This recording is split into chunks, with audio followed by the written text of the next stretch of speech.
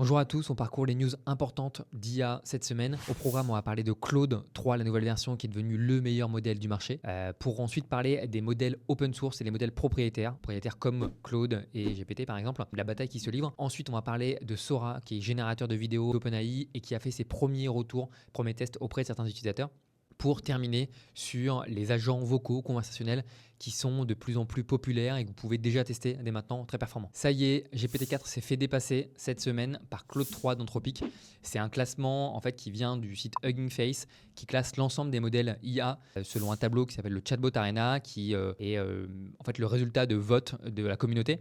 Et cette communauté, elle utilise en fait un certain nombre de critères comme la capacité de raisonnement, la vision par ordinateur, les échanges, les interactions que peuvent avoir les modèles avec les utilisateurs. Du coup, la version Claude 3 Opus précisément est actuellement numéro 1 des modèles IA. Et en fait, qu'est-ce qui change sur cette version Claude 3 ? C'est un modèle qui a une très bonne capacité de raisonnement, qui a grandement amélioré sa vision par ordinateur et qui est capable de lire des documents qui sont très lourds, très importants, mais aussi des images. Par exemple, si vous prenez des notes papier et que vous envoyez à Claude 3 les notes que vous avez prises, il va pouvoir vous transmettre, extraire le contenu du document. Donc ça, c'est assez intéressant. Et en gros, il y a plusieurs versions dans Claude. Il y a Claude 3 Opus qui est la version la plus développée, la plus puissante. Et il y a aussi une autre version qui s'appelle Claude 3 Haiku qui est hyper intéressante parce qu'en fait, elle offre un rapport très, très intéressant entre la performance et le coût. Donc c'est un modèle qui va sûrement être très utilisé pour à la fois les utilisateurs de l'interface, mais aussi les développeurs. L'autre nouvelle sur Claude d'Anthropic, c'est la confirmation d'un investissement d'Amazon à hauteur de 4 milliards dans la société mère Anthropic. Et donc, ça promet pas mal de développement continu sur le modèle Claude. On vient de parler de Claude, qui est un modèle propriétaire, qui est un modèle fermé. Et il y a les modèles open source. Vous avez sûrement entendu parler de la startup française Mistral, qui développe des modèles open source, des modèles d'IA générative. Et quelques jours, il y a la société Databricks qui a lancé un nouveau modèle open source. Et ce qui est intéressant, c'est que ce modèle open source, il dépasse les capacités, les performances de GPT 3.5. Il se situe en fait entre GPT 3.5 et GPT 4. C'est aujourd'hui le meilleur modèle, en tout cas d'après les tests qu'ils ont pu faire, le modèle d'open source. Il dépasse du coup les précédents modèles lancés par Mistral. Ce qui est intéressant, c'est qu'il y a vraiment une bataille entre les modèles propriétaires, comme Claude d'Anthropic ou GPT d'OpenAI, et les modèles du coup open source qui sont développés par Mistral, Databricks et peut-être d'autres sociétés. En fait, ce type d'annonce, ça marque une avancée majeure dans la démocratisation des modèles au sein des entreprises. Les entreprises, pour des logiques de confidentialité des données, protection des données, des informations, ils vont pouvoir améliorer, fine-tuner le modèle en injectant des données et en conservant ces modèles sur leur propre serveur. Alors l'autre news hyper intéressante, c'est les premiers retours de Sora. Sora qui est un générateur de vidéos développé par OpenAI. En gros, vous envoyez un prompt et l'outil est capable de générer une vidéo.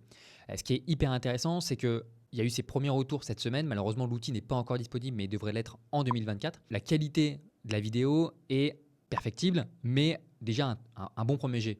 En fait, à la fois, l'outil est capable de générer des vidéos qui sont réalistes ou pas, mais en tout cas, il y a une cohérence, il y a une qualité de l'image qui est là. L'équipe va sûrement travailler à l'amélioration de l'outil, mais il faut quand même se rendre compte que c'est une méthode qui est assez complexe de créer de la vidéo. C'est qu'à la fois, en fait, on va envoyer un prompt, par exemple, un chat qui joue avec un ballon, et l'outil va d'abord analyser le texte. Donc ici, par exemple, il va prendre le chat, le fait de jouer et le ballon. Une fois qu'il a le texte, il va du coup générer les images correspondant à chaque mot.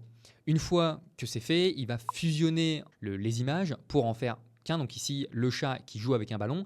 Et pour créer un effet de mouvement, il va générer une succession d'images afin qu'il y ait un mouvement et qu'il y ait une vidéo. La fusion de ces images-là fera une vidéo. Donc on voit que le process est assez lourd. Il y a de l'analyse de texte, de la création d'images, de la fusion d'images, succession d'images pour générer une vidéo.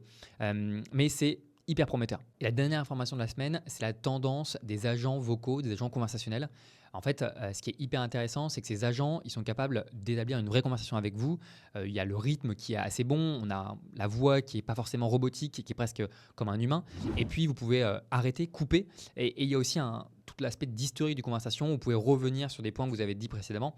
Donc, tout ça rend l'expérience hyper intéressante. Vous pouvez déjà faire des tests, en fait, des outils comme Vapi.ai. Vous pouvez aller sur le site sans vous inscrire, cliquer sur le bouton pour échanger avec une IA. Par contre, les échanges se font en anglais sur la plupart des outils. Il y a une autre startup qui s'est lancée qui s'appelle hum.ai. Et là, c'est plutôt sur des usages, on va dire, un peu B2C, puisque cette IA, elle est un peu plus empathique, elle est capable d'identifier les émotions lors de vos réponses sur votre voix et du coup d'apporter des réponses plus empathiques. Donc voilà, il y a à la fois des cas B2B pour du service client, de la prise de rendez-vous et des cas B2C. Donc hyper intéressant et justement, dans la prochaine newsletter, mardi à 9h, je vais vous envoyer un cas très concret d'une IA sur du service client, mais aussi de la prise de rendez-vous, donc plutôt côté business.